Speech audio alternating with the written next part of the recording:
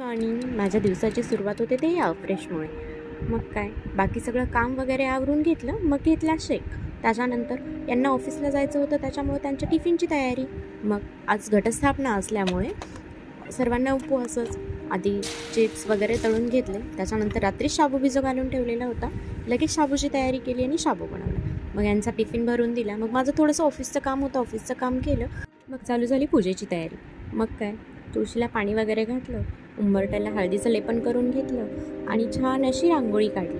मग सगळी पूजेची तयारी झाल्यानंतर घटस्थापनेची तयारीला सुरुवात केली. सगळ्यात आधी खाली हळदीचं लेपन करून घेतलं, त्यावर स्वास्तिक वगैरे काढली, हळदी कुंकू टाकलं आणि त्यानंतर उतरंडींना हळदी कुंकू वगैरे लावून यामध्ये धान्य ठेवून घेतलं. मग चालू झाली देवपूजा.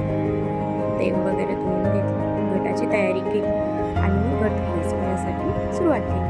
आधी यामध्ये माती वगैरे टाकून मग यात धान्य टाकलं. यात 5 प्रकारचे धान्य टाकले. मग या धान्यामध्ये एक कलश करून ठेवला. माझी देवपूजा झाली. मग काय